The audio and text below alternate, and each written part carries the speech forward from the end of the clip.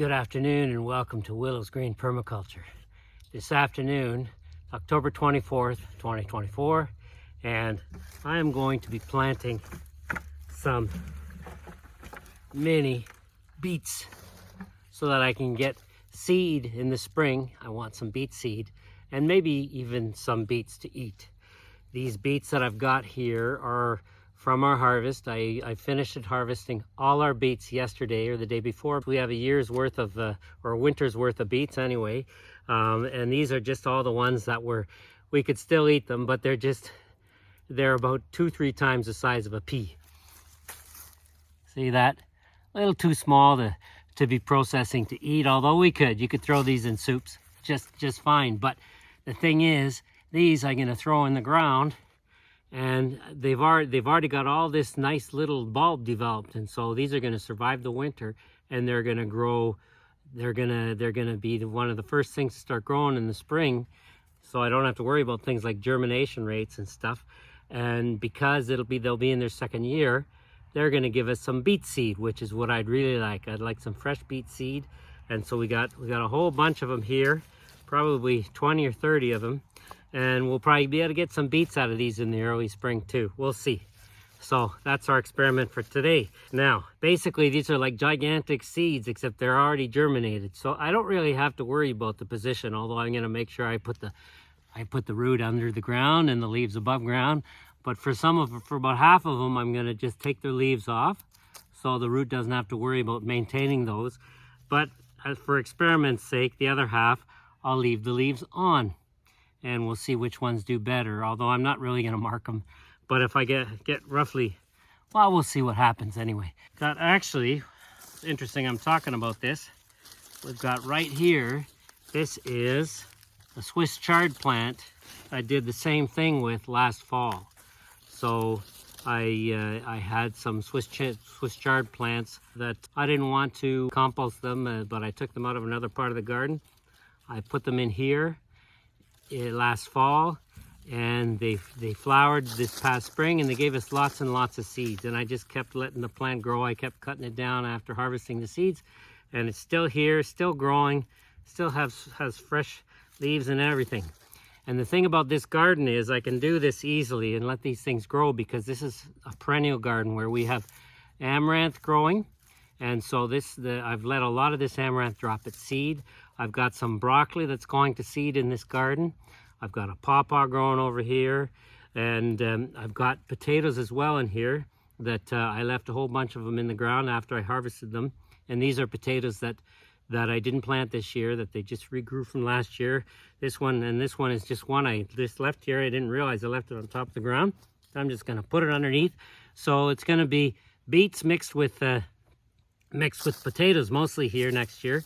And this is one of our Chinampa gardens, which is this is an area where if I didn't have this garden here, it'd be just a puddle of water for a couple weeks after every rain. But I piled in a whole bunch of tree trunks and branches and all sorts of organic material, and then put compost on top of that, and now it's become a garden. That's Chinampa garden in 30 seconds. We have the Aztecs to thank for the Chinampa. Meaty's coming because she wants some attention. Okay, come here, Meaty. You want some nice dirty fur? Okay, let's get started.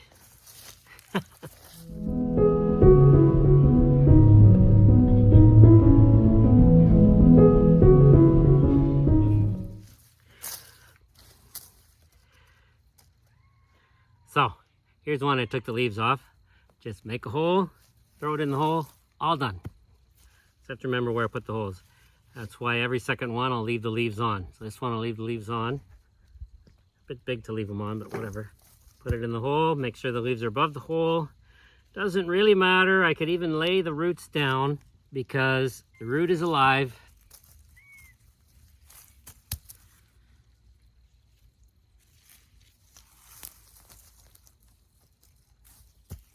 These are pretty well 100% for sure to regrow.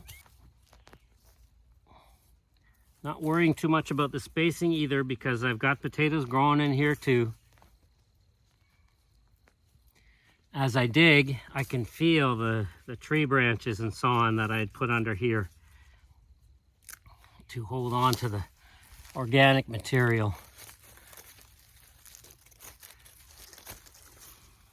Slowly decomposing. So there it is. Now, I've done this area. Let me put, hold on, one or two more in the middle here.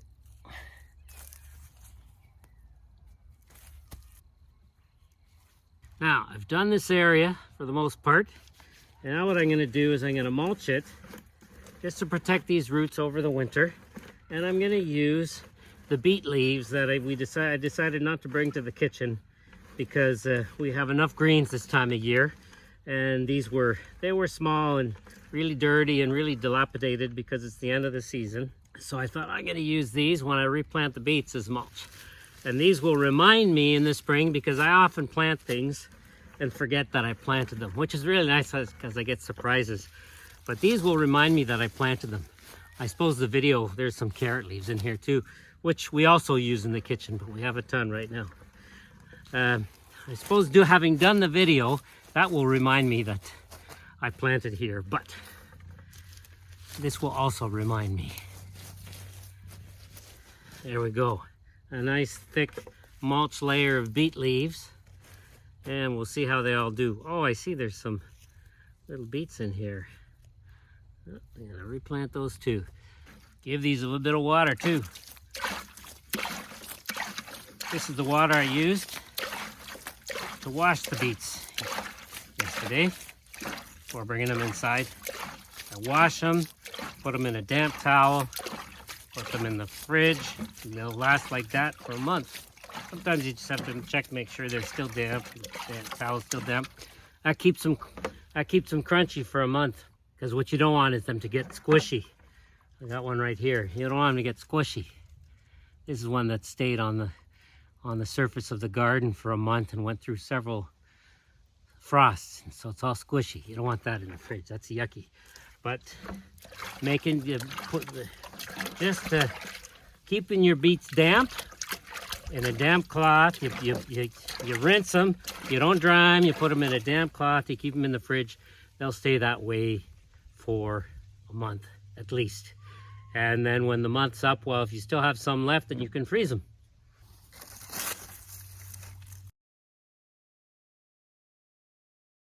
We reuse everything here. Reuse the water we used to rinse with. Reuse the little plants we don't need in the kitchen. Reuse the leaves that we didn't need. All right, let's continue. Oh, look, another little potato. Put that back in the ground. Oh, and here's another one lying on the surface. Put that back in the ground. Yep, it's gonna be meals for next year. All right. Let's lay these out.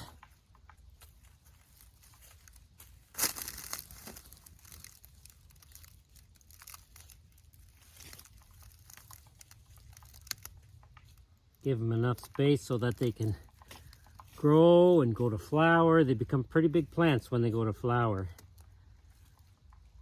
They're not very thick plants though, so they can be mixed in with each other.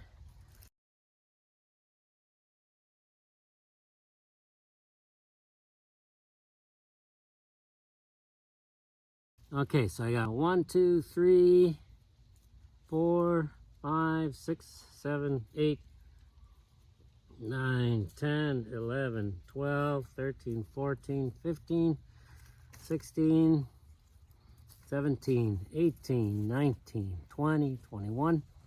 Looks like I got about 22 of them. That should be good. 23, 24, 2 dozen. I like that. 23 and 24. Let's put them all in. All we have to do is this.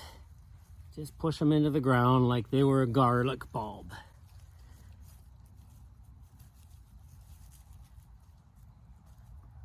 One, 2, 3, 4, 5, 6, 7, 8. Some of the leaves were tearing off as I'm doing this. That's fine. 9. Have to submerge this root. 10, 11, 12, 13, 14,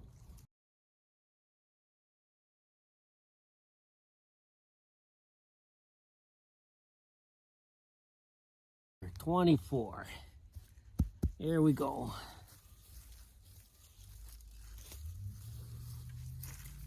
Now we're gonna mulch them. Our leftover beet leaves.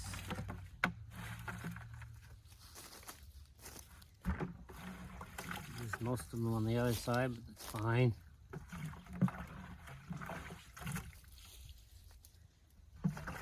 Well, we've got lots of leaves to use as mulch. Okay, now let's give them some water.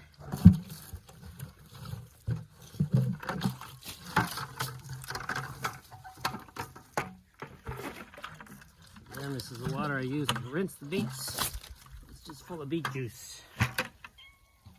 Just gonna give the soil what it needs to take care of these beets. There we go. All done. So there you go. Fall planting of beets in order to get beets first thing in the spring, either for seed or for beet eating. Using the beets that basically are too small to process, but huge for replanting. There's lots of energy in that little bulb. Hope you liked the video. Hope you learned something from it, and I hope you found it interesting. And if you found it interesting, then share it with your friends. And if you haven't done so yet, then subscribe to our channel. Support our channel just by subscribing. Thank you very much for watching. Have a great week, and we will see you next time.